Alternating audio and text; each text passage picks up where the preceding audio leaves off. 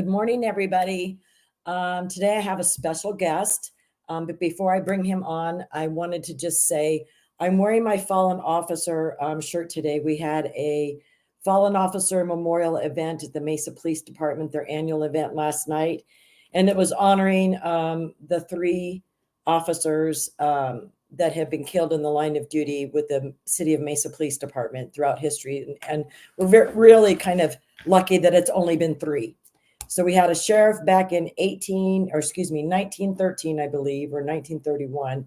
And we had Officer Pollard, and then my son, Sergeant Brandon Mendoza. So they have this annual event every year. It was great seeing old friends, seeing a lot of Brandon's old workmates, having that annual conversation that I get to have with them. But anyway, that's why I'm wearing it. And I also wanted to mention that this Sunday is going to mark 10 years that Brandon was killed. And 10 years ago, we celebrated Mother's Day. And then the very next morning, early in the morning at 1 o'clock in the morning, was when he was hit by the illegals. So this Sunday will not only be Mother's Day, it'll be the 10th anniversary of my son being killed by an illegal criminal. And it's also my second son's birthday. So Brandon was killed on his brother's birthday. So May 12th is a pretty crazy day. And when it falls on Mother's Day, it makes it even crazier. But anyway, that's why I'm wearing this in honor of all the fallen officers across the United States. This is fallen officer time back in DC. May is the month that they do that. And so I just wanted to recognize and honor those fallen officers. So today I have a very special man, Ed Steele. He is running for Mesa School Board here in Mesa, Arizona. And he's got a grasp of what needs to happen on the school board. He's going to be hopefully joining. We're praying that you're going to join Rachel Walden, who is our lone conservative wolf there on the Mesa School Board. So welcome, Ed. Thank you, Marianne. It's a pleasure to be here. I appreciate the invitation. Yes, I was thinking a lot about you in the last few days because I think, isn't it the Georgia Teachers Union or Association that is asking for all of those ridiculous demands? I mean, like $50 billion for their schools, and which would include covering all the cost of abortions and transitioning costs for the students and just outrageous things. And what came to mind, Ed, was if we don't get people like you on the school board, these are the types of things that can happen across the country. Yeah, it's not only happening in Georgia. We're well on our way there here in Arizona, and specifically here in Mesa, one of the most conservative large cities in the entire country. And we're fighting a lot of that right here in our Mesa Public Schools. So kind of give an idea of why you decided to run for this position. Right. Well, I ran in 2022, made a good showing. It's the first time I'd ever really delved into politics, but I was so sick and tired of seeing the trajectory that our country was on. Everywhere you turn, it was just like crazy town. Everybody seems to have lost their common sense. And I'm not going to go to Washington and fix things, but I can certainly step up in my own community and start to work there. So that was kind of the crux of it for me to get me started. I got involved first as a precinct committeeman, and then I thought, well, you know what? I need to be able to do more. So I started asking around, and I was asked, hey, why don't you look at running for school board? And I thought, I don't know anything about the education system. And they said, just attend this boot camp that we're going to give and see what you think. Well, I went to this boot camp, and it turns out that board members, the skill sets and experience that they need to run a successful district, I already had a lot of that under my belt. I'm an engineer by training. I spent many, many years in the manufacturing space as both quality assurance and process engineer. And then I ran my own business for 13 years. So I understand about finance, budgets, managing personnel, and utilizing resources effectively. So I jumped in the race back in 2022 cycle. We had a lot of competition. There were 7 candidates for 2 seats. It was a very tough race, but I made a good showing. So I'm back again this year. I've got so much support. I'm so blessed to have just tons of people just willing to come out and volunteer and help. Got me all my signatures. It's just an amazing feeling. So I'm ready to go. I'm ready to work between now and November to get this done. And like you said, join Rachel. She's so such a warrior right there, and the district doesn't like her. She's conservative. She calls them out. She holds them to account, but she needs some help there. So it's a 5-member board. It takes 3 votes to get anything done there. So we're hoping to get at least 2 more seats. Myself and we have another lady, Sharon Benson, who I really, really like. I've gotten to know her over the last 3 years. She's very courageous, very conservative, and has a lot of inside knowledge as to what's going on in the district. Right. And I've gone to a couple of the school board meetings and watched Rachel in action. And the sad part of all of this here in Mesa is it is a very conservative city. And you've got some of these school board members that are up there that are supposedly, I mean, they run as a Republican. Well, you guys don't, it's nonpartisan. No, it is nonpartisan, right. Right. Yeah. But we know what their political leanings are. And so we've had a couple of board members up there that we know their families, we know they're conservatives, but we thought. And then they get in there and it's like the way that they vote and what they stand up for and what they fight for is shocking, actually.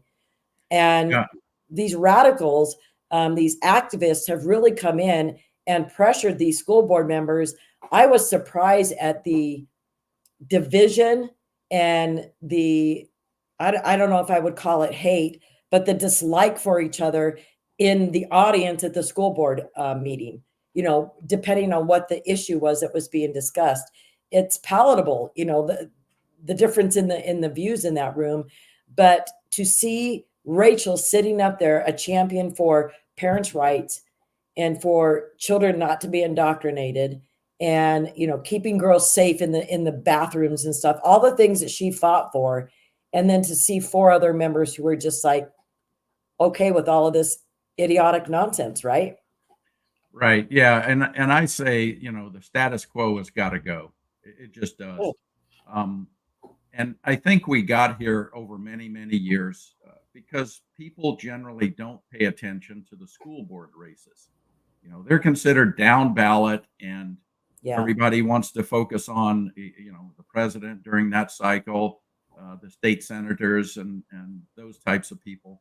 And by the time most voters get down to the school board races, they've not heard of any one of them that are on the ballot. And some of them either just don't vote or just pick however many seats are available at random.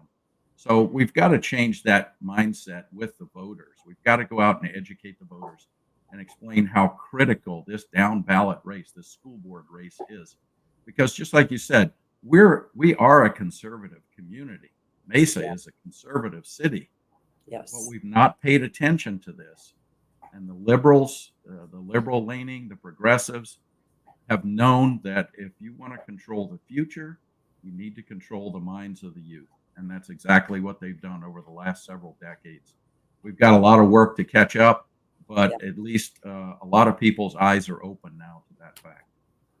Well, and you know, if there's one good thing that came out of COVID, it was the final awareness of parents as what was happening to their kids. I think that some parents really only thought the indoctrination was happening at a college level.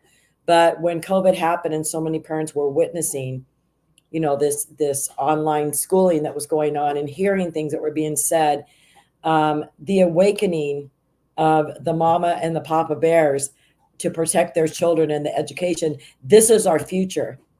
And what's happening now, and these protesters and these college students that are out on the streets and these college activists who are running for office, that is a product of us not paying attention to who was educating our children and what they were teaching them and indoctrinating them with. Yeah, that's absolutely the truth. And you see, this is the rotten fruit of a bad education, or a liberal, in my opinion, a liberal controlled education system.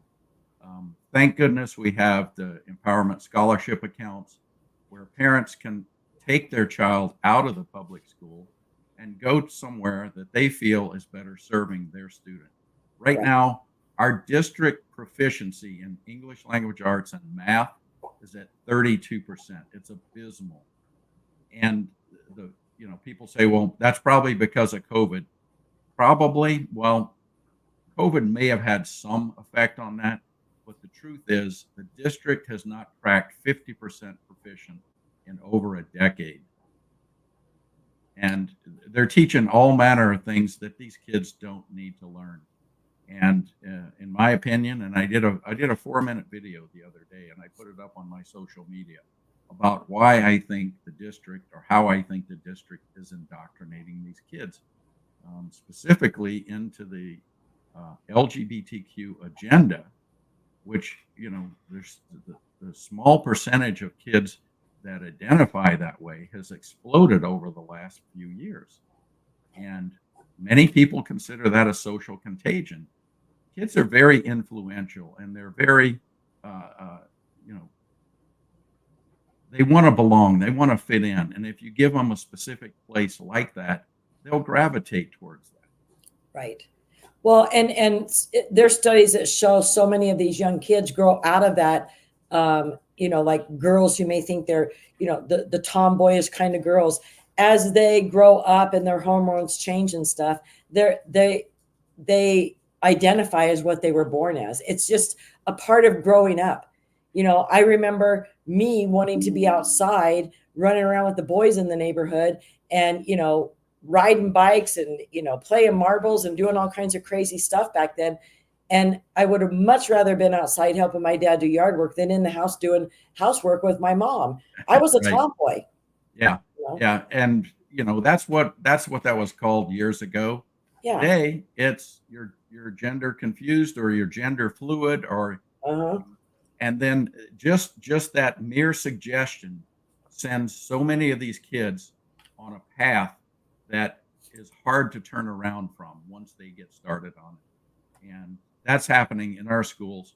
There are actually studies that show anywhere from 80 to 90+% of kids who are experiencing this gender dysphoria, this gender confusion during adolescence, will outgrow it and return to a normal view of themselves. Of course. By the time they're 18 to 20 years old, if they are just left alone. Right. Now, there are 3 modes of treatment for this, as I understand. There's affirmation, there's conversion therapy, and then there's just sit back and wait and watch. And of all 3, the sit back and wait and watch has the highest success rate of returning children and adolescents back to their defined gender and feeling good about it. So the only one that I see promoted in the school is affirmation. Yep. And it's not just affirmation, in consult with the parents. It's affirmation directly hiding it from the parents. So these staff members and teachers and employees of the district have been socially transitioning these children, encouraging them, affirming them without the parents' knowledge. And that's against the law. That's against Arizona revised statutes on parental rights. I've called the district out many times, as have many other community members, and we're just completely ignored. It's good to be involved at the board level, where we're going out speaking at the school board meetings, but there's only so much you can do from outside. Right. And, I kind of look at a timeline, and when this COVID, shutdown happened, and all of these kids were, stuck at home, online teaching, their worlds fell apart. They were, completely kept away from their friends. I think that there was a shift in, obviously, I mean, I felt it as an adult. I don't know if you did, Ed, but it was kind of like, um, you know, solitary confinement. You felt isolated from the world. And so as these kids were going back to school, so you have the shock, first of all, of being stuck at home and not being around your friends and having that school experience.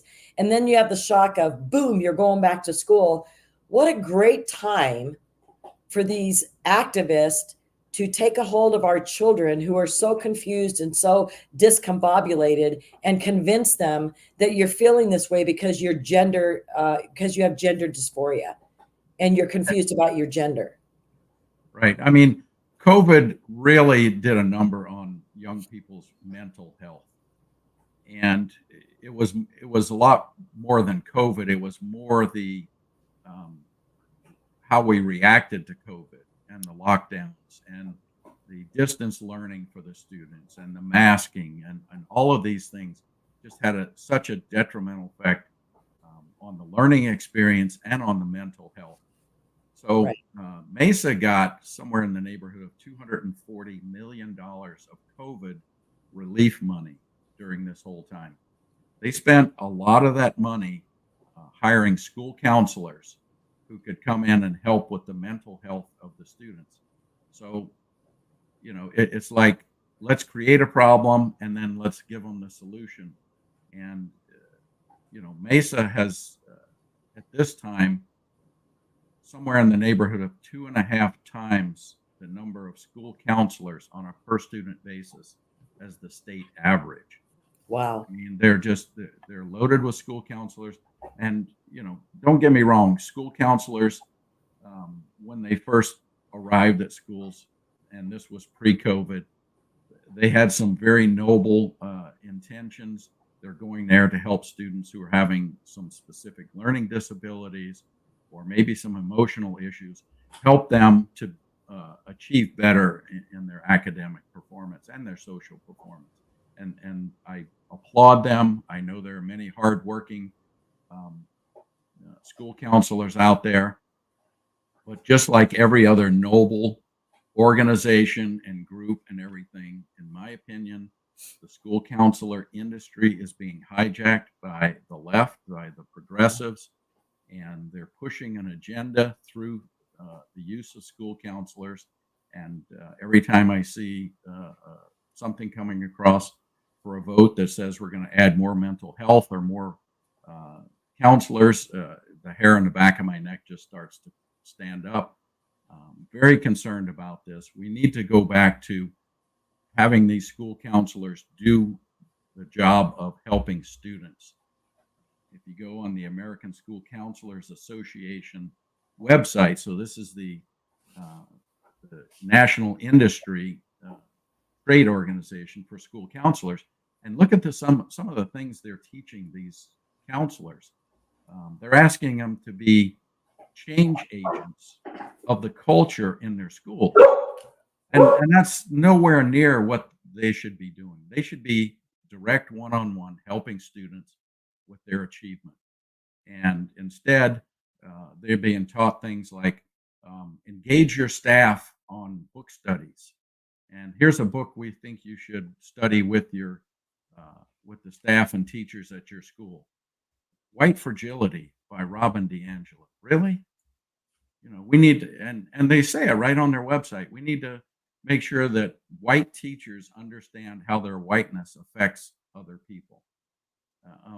It's It's so the same. disgusting, the environment that our children have ended up in, isn't it? Yeah, yeah. And then the other thing that is of great concern to me is National Education Association, which is the largest union in the world and is the teachers union.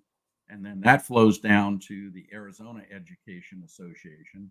And that flows down even further down to the Mesa Education Association. I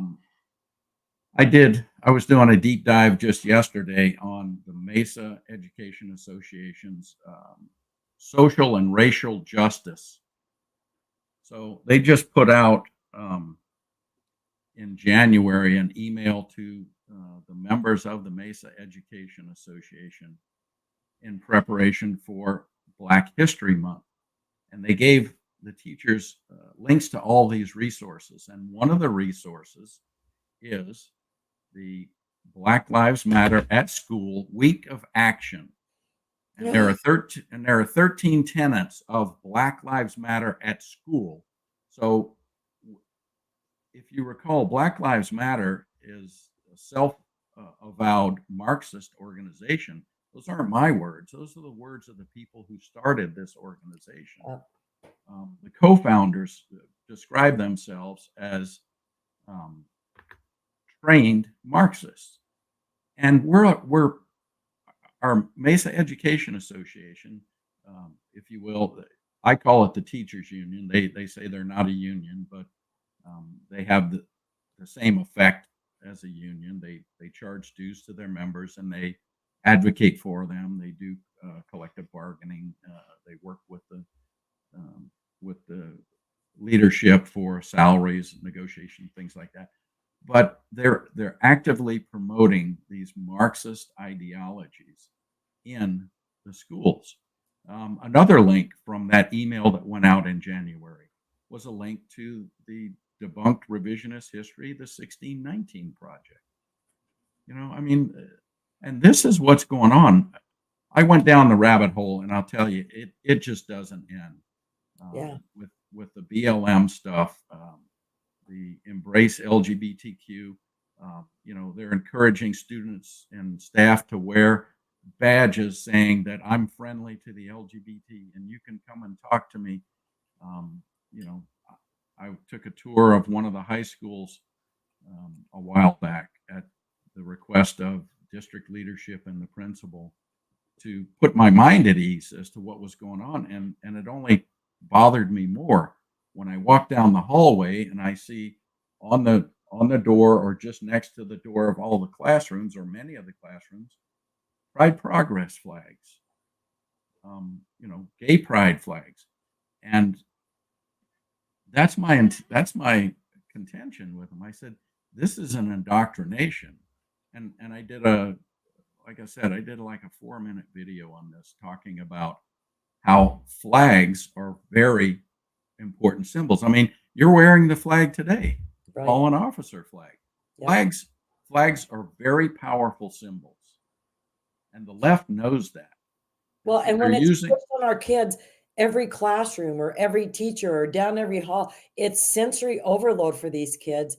And, it's true what they say, what you've seen can't be unseen. These children have it shoved down their throats daily. That's right. And can you imagine, and part of my video, I talk about how the United States carries our flag into battle. And when we capture enemy territory, we plant our flag there and we claim that territory, don't we? Yes. Under the values and principles that the flag represents. Well, that's exactly what these teachers are doing when they plant the LGBTQ, the Pride Progress flags on their door. They claim that classroom under those values and principles. Good and now you're asking a student to walk into this class and sit under the authority of the person that planted this flag, and you want to sit there and say you're not indoctrinating kids. I mean, seriously, how stupid do they think we are? Right. That's a really good point, Ed. Really a thought provoker, because you're right. You automatically know what that person, what their agenda is, what their feeling of authority is about that issue. So, but I don't remember, and bad on us if we weren't paying attention prior to COVID, if this was happening in our schools. But I don't remember this being an issue until after COVID and our kids started going back to school. That's when this whole thing blew up. And this is why I feel like this coalition with taking advantage of depressed children and discombobulated kids and stuff, that our children are vulnerable. Our children are very impressionable. And what better way to take advantage of them when they're beaten and downtrodden and depressed and they're confused? That's the best time to do it.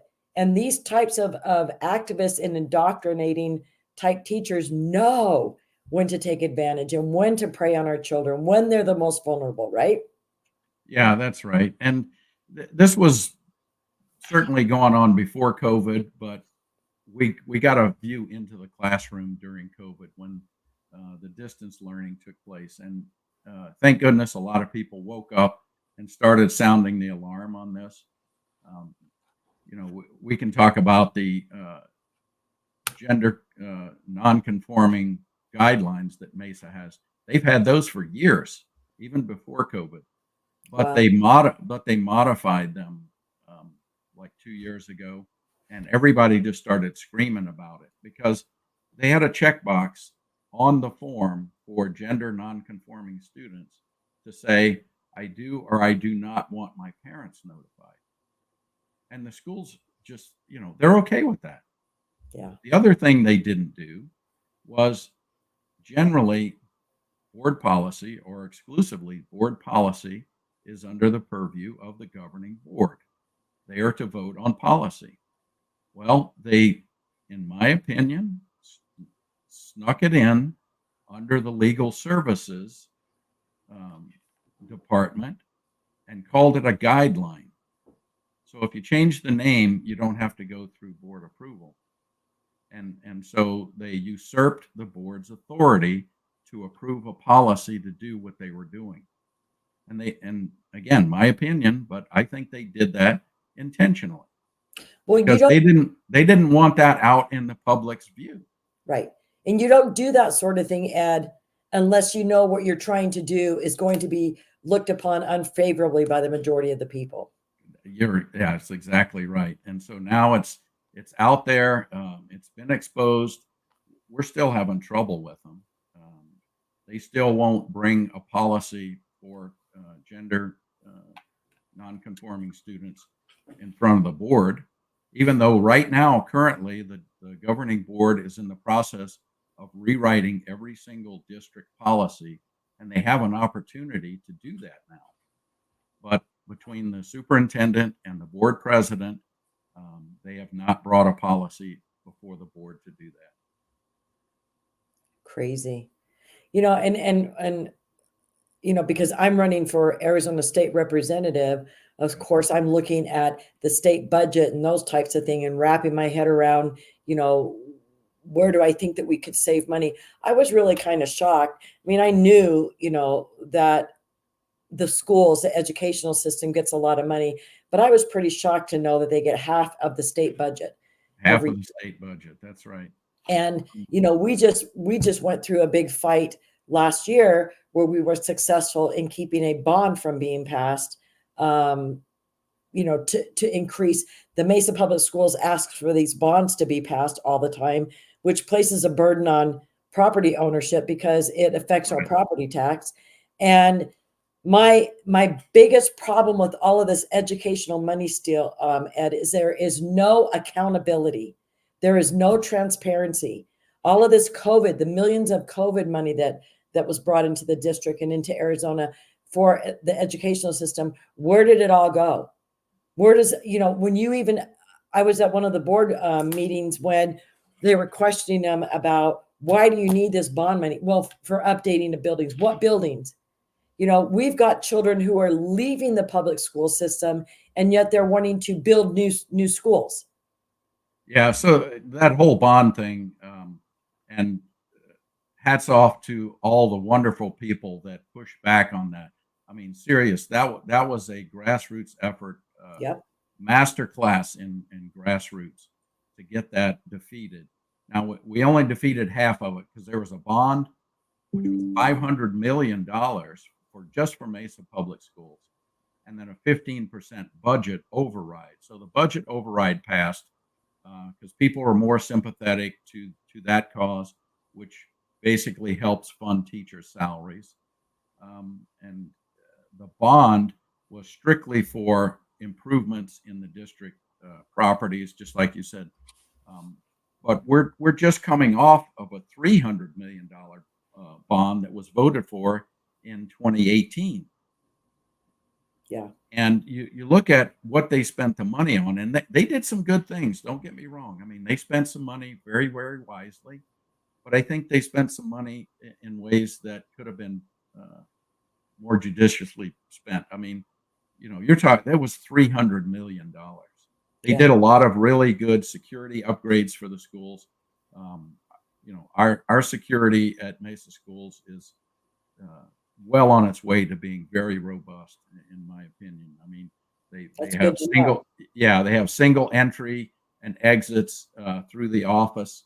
Um, it's very secure. When you walk in the office, you can't just walk through the down the halls.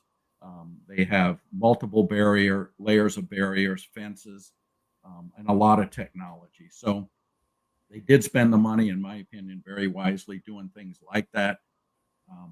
Some of the schools are old. Some of them did need repairs, but every high school doesn't need a $2 or $3 million artificial turf football field.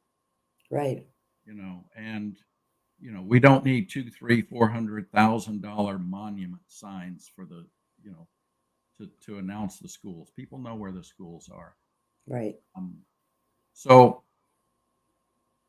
at least we got the $500 million bond defeated. That's the first time in history that a bond has been defeated in an off cycle or a special election. And by the way, Mesa Public Schools paid a consultant to tell them when to hold the election to give them the highest probability of passing. And they said, do it in an off cycle because voter turnout is historically low. Yep. So, I mean, the progressives are always the ones screeching about voter disenfranchisement. And here they are purposely holding an election when they know voter turnout is going to be low. I mean, Of course. it's kind of shameful if. Well, again, it's because it's something that they know the majority would not be for. And there's a lot of misinformation put out on their side about this bond because none of the teachers were going to get fired if the override wasn't passed. So, yeah, so they talked about the teacher salary, and in fact, if you're a teacher in the district and you look at your paycheck, it says on your paycheck, I think it was 13.8 or 13.9% of your pay comes from the bond. So everybody automatically thinks, oh my gosh, if I don't pass this, I'm going to take a pay cut. Well, guess what? That's not true. I reached out to the district business manager and I asked specifically, I said, will you make that statement that if this bond or this override doesn't pass, that teachers are going to take a pay cut? He says, I can't say that. Wow. Yeah. And the other impression that they wanted to give the community is there's not going to be any raise in taxes. Well, they carefully choose their words. Mm-hmm. And what they actually said was there won't be an increase in property tax rate. And people are like, okay, so my taxes won't go up. Well, what they failed to tell the community was maybe your tax rate's not going up, but you're going to continue to pay those taxes for another 15 years. Whereas if you vote it down, that tax will go away. And by the way, if when I looked at my property tax statement, 2/3 of the property taxes that I pay go directly to Mesa Public Schools. Yeah. And of that 2/3, half of it, so 1/3 of my entire property tax was just the bond and the override that we passed in 2018, 2019.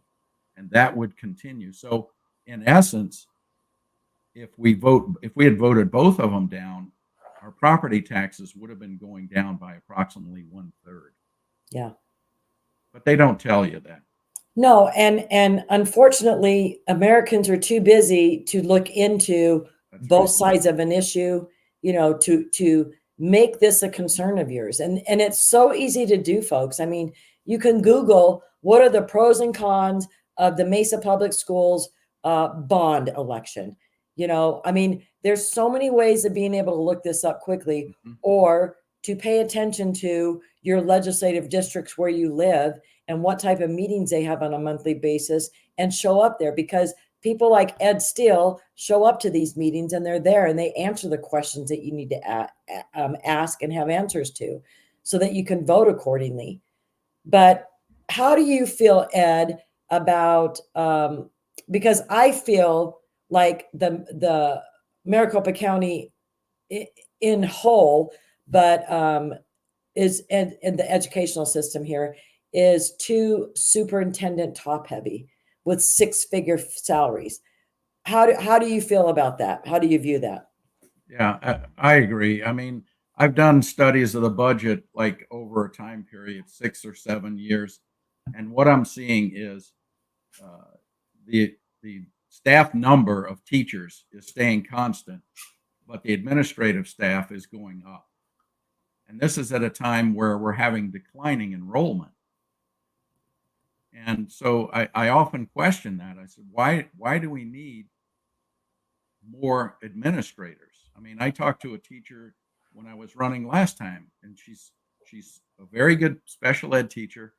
She's so frustrated. She says 2 or 3 years ago, she said, I had one supervisor and I knew exactly what that supervisor wanted and I could do my job very well. And he was happy.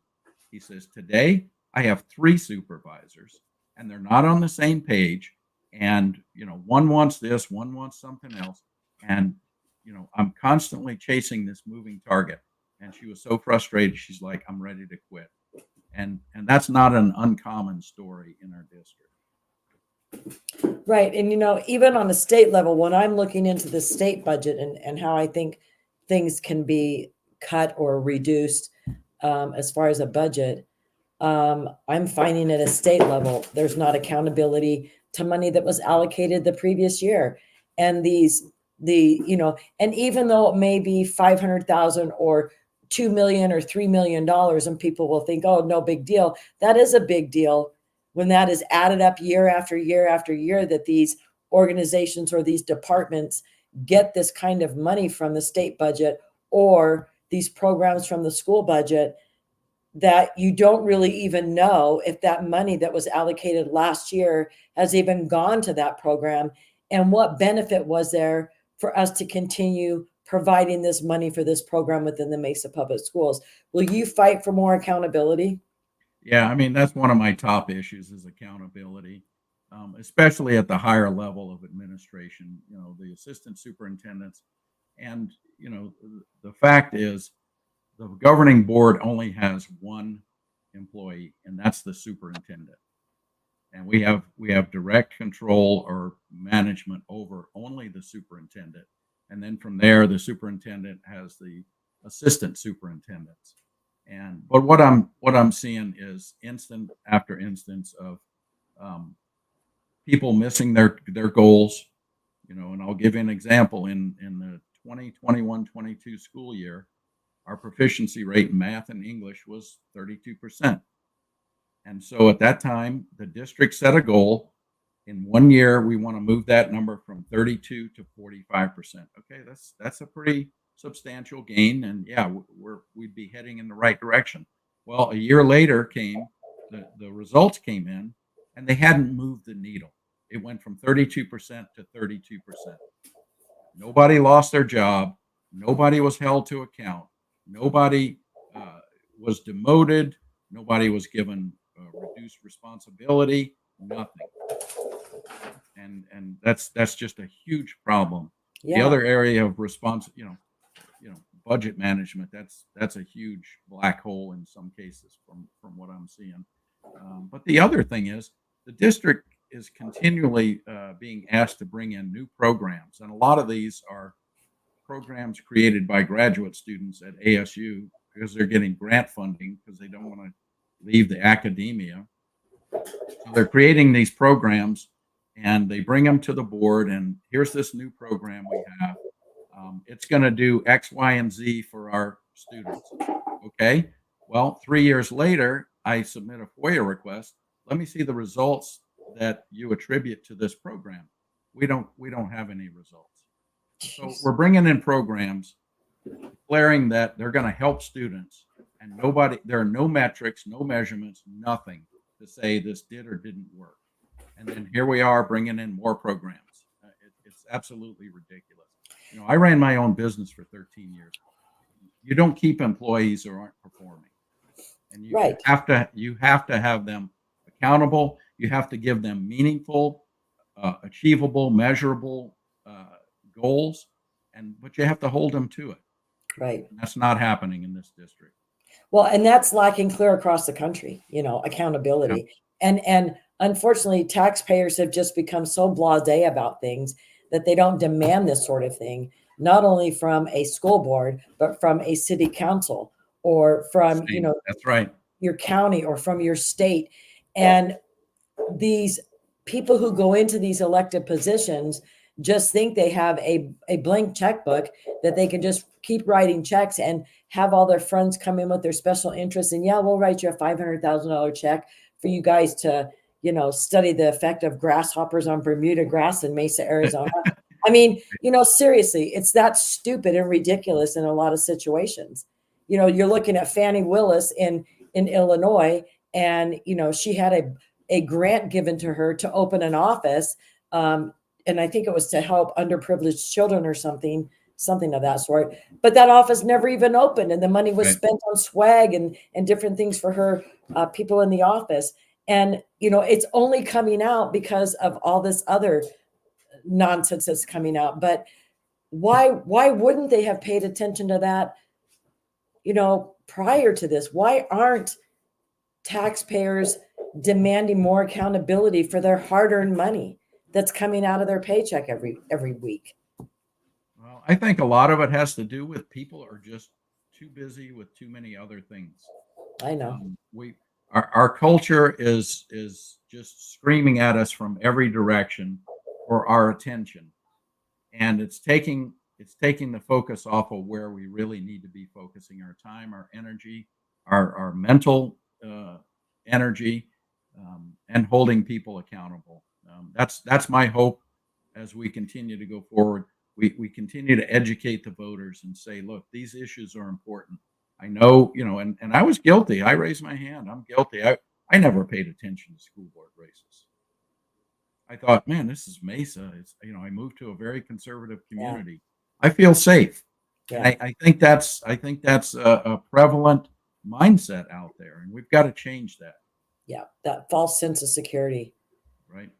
But so I'm supporting you 100%, Ed. Tell people where your website so that they're able to go and learn more about you. Yeah, absolutely. It's just edsteele4mesa.com. Is it all spelled out?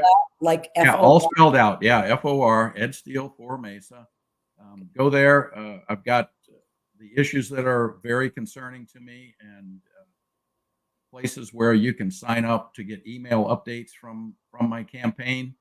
You can volunteer. Boy, I need volunteers. There are a lot of doors out there that need knocking. There's a lot of people that need to hear about my message and how I want to help this school district improve. You can also donate there. I mean, it costs money to run even a simple school board race. And right. So, it takes signs, and it takes literature, and it takes some advertising.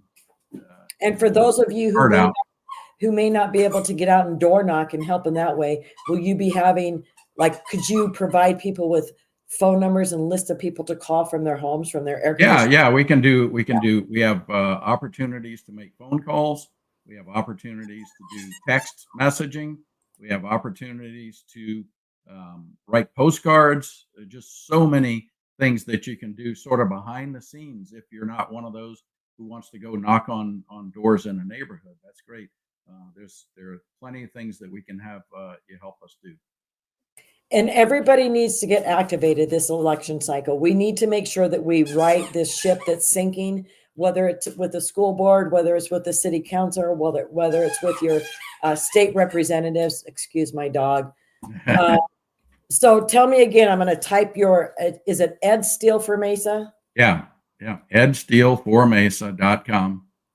Okay. I want to make sure that I'm typing this right in the comments so that people can. There you go. Ed steeleformesa.com. That's right. All right, perfect. Got that. So you can connect with my social media links there. That's important too. That's really helpful to get the message out. You can amplify my message when you see me post something. Repost it to your friends, like it, share it, whatever. Just amplify those messages as you see them coming out. And then when you see events, meet and greets or things like that in your neighborhood, stop by and say hello. Right. And if you live in Mesa, and you're talking to anybody, your neighbors, your friends, your family about the Mesa School Board, make sure that you mention to be sure and vote for Rachel Walden, Ed Steele, and Sharon Benson. Karen Rachel's on already. Right. Sharon. We want to she's not up for re-election this year, right? Yeah, Rachel's not. Yeah. Okay, so make sure you vote for Karen Benson and Ed Steele for sure. We need to get them on. Karen, sorry. Sharon. We need to get Sharon. Karen? No. Sharon. I'm sorry. Sharon. Yeah. Yes. Sorry. Sharon with the S. Sharon. We need to make sure that we get them on there so that they are a solid conservative voice with Rachel. Yeah. Any of these crazy votes come up. So a conservative majority. That's the key right there. Right. If we get one seat, we're going to be right back to where we are right now, and we've got to get the majority, and if we hope to have any chance of fixing this. And it's not that the conservatives want to go in there to be wackadoodles, because everybody knows conservatives are the type of people who go with the will of the people, their constituents, and make sure that our children are safe, make sure that their education is a true education and they're not being indoctrinated. They care about the safety of our children. We don't want men and boys in girls' bathrooms. We don't want this sort of thing. And so if that's what's important to you, these are the people that you need to vote to get on the Mesa School Board. I appreciate you joining me today, Ed. It was really nice. My pleasure. Yeah. Good conversation. Yes. So Ed Steele for Mesa.com. Go there, learn more about him, and donate if you can. And if you can't donate financially, then for sure message him and let him know that you'd like to door knock or phone call for him. So good luck, Ed. We'll see you tonight. Thank you, Marianne. Appreciate it. Yep. Okay. Take care. Bye-bye. Bye. So it's always good to have your local candidates come on, because we need to hear from these people. We need to know what they stand for, and we need to get our slate of the people that we're going to be voting for. We need to get this down. We can't wait till the last minute.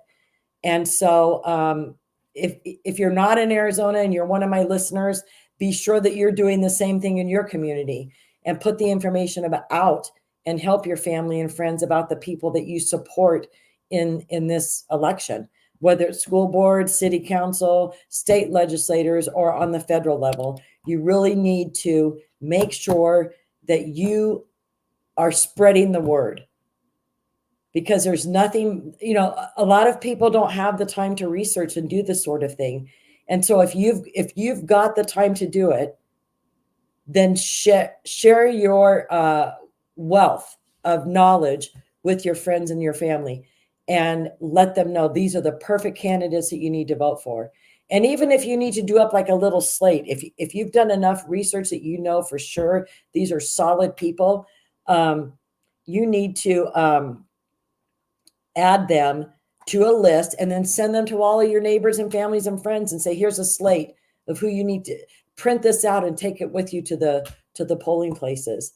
And it'll help them. It'll be a cheat sheet. And if they trust you, then they know that you've done the research and they know you're on the same page politically. You're on the same page about conservative movement and how we need to make America great again and take this country back. So be that help to your friends and family if you're afforded the time to be able to do this sort of research. We're really going to have a great Mesa School Board if we can get Ed and Sharon on there to join Rachel. That's here in Mesa, Arizona. And I encourage any and all of you to make sure that you get Ed on your slate and Sharon on your slate of who you're going to be voting for. Get the Mesa School Board election out of the way, mark these two people down, and go on to the next one, Mesa City Council, and start doing the research that you need to get done there. We're going to be ending a little bit early today, but I wanted to thank you all for being here. Wishing all of you mothers a happy Mother's Day this Sunday. And I hope you all have a great weekend. And I will see you all on Tuesday at 10 o'clock.